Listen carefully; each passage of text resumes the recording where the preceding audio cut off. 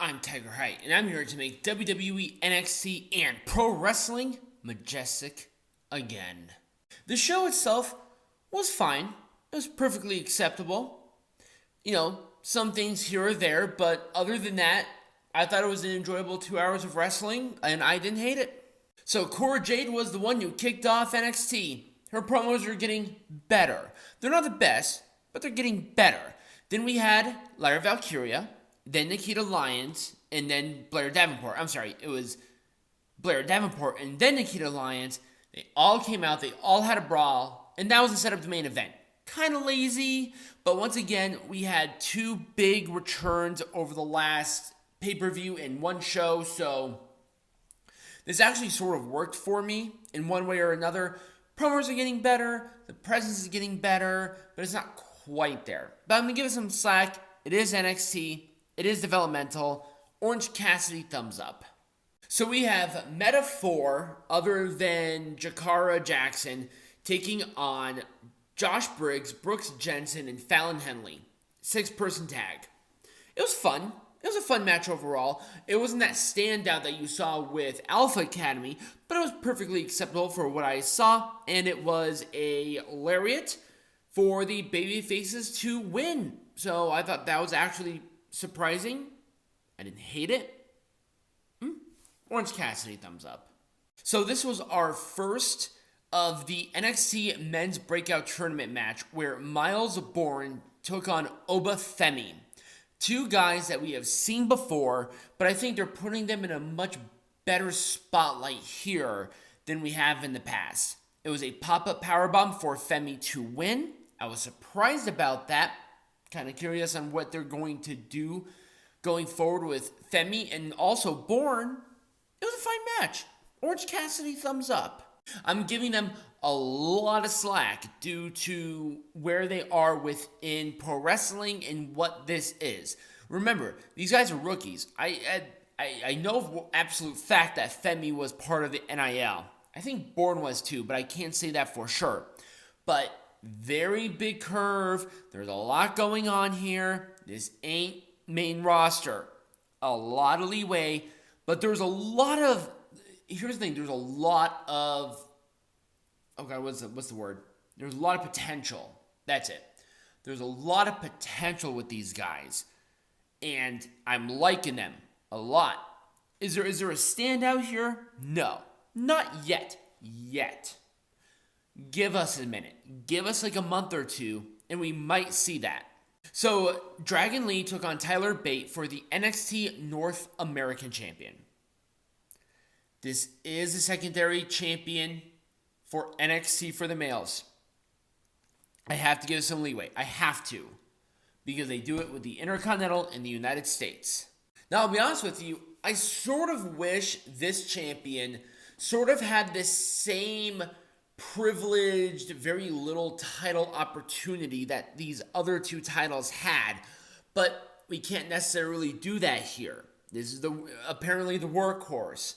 And guess what? It was an open challenge.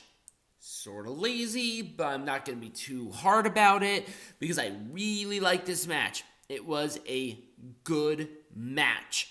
It was Operation Dragon. By the way, that is what Destino is called with Dragon Lee, is Operation Dragon. Not a big fan of the name, but it is what it is. I'm going to give this match a full thumbs up. I liked a lot of it.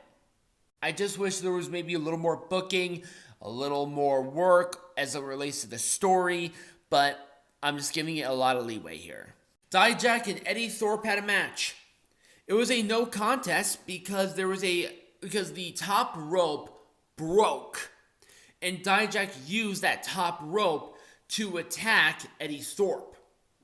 I think this is going to set up that no ropes match that happened a couple of months ago with Damon Kemp and Eddie Thorpe, and I think that should happen because I really like that. What was it? Like something underground match? It was alluding to the Raw Underground concept, but in a one-match concept, which I adored. I loved the first one with Eddie Thorpe and Damon Kemp. So I think if that's what they're alluding to, then I am 100% for it. I didn't hate this match. And I think there's potential for that match to come back. So I'm going to give this an Orange Cassidy thumbs up. Up next was our next men's breakout tournament match where Riley Osborne, who was representing Chase U, was taking on Keanu Carver. It was Carver. I liked this. I liked Osborne. I like Carver. They are very impressive. I was so impressed. This was even better than the one that I was more familiar with. Because the expectation wasn't there. I did not know their level of them. But also the thing with the Hale and Osborne is awkward. I'm not a big fan of it personally. But that shooting star press was crisp by Osborne. He won with it. To be honest with you, gets a full thumbs up. If you have some time to kill and you want to watch a match, I would recommend this one. 2 definitely rookies. It definitely was rookies, so don't expect, Kenny Omega here. But don't expect Eva Marie levels of bad. There's a lot of potential with these guys. There's good in-ring presence. They both have a good style, and both of them look good. Generally. So, I'm so happy for that. And in our main event, we have Lyra Valkyria and Nikkita Lyons taking on Blair Davenport and Cora Jade.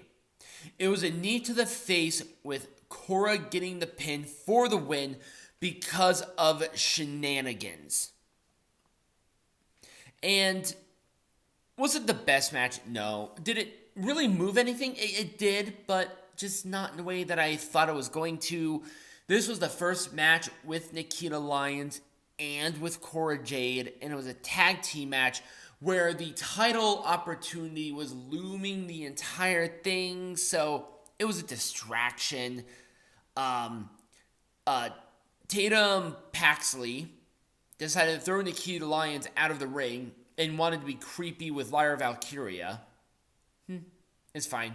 Usually I pay $5.99 on a different website for this, but I guess for free is perfectly acceptable. And I'll give it an Orange Cassidy thumbs down, and this is being nice. It felt sort of like a rushed opportunity and a rushed match within of itself, and it felt disrespectful for both Nikkita Lyons and Cora Jade that their returns were a tag team match where both of them were on opposite teams, because then you have a rock and a hard place there, not a definitive. So there you go. And in our main event segment, Trick Williams comes out talking about him winning Iron Survivor. Out comes Ilja. Out comes Carmelo Hayes. The interaction and how now Ilja is almost taking over for that. Do you really think Carmelo got attacked? It's good. It was so good. I'll be honest with you, I still kind of wish it was Lexis King. But Lexis is in the breakout tournament. So I think that's a better spot for him personally. I think they try to shoot him a little too quickly. But I think they're sort of saving it here, where we have the tug of war with Ilja and Carmelo accidentally hit Trick with the belt. Ooh, the tension was right there. Full thumbs up. And that was at NXT. Let me know what you thought about not only my review, but NXT in the comments down below or right over here next to me. Like this video, subscribe to the channel or follow the channel, become a patron, get hats, and follow all of my social medias, which are linked in the link tree, which is either in the description or in the bio. And as always, be majestic.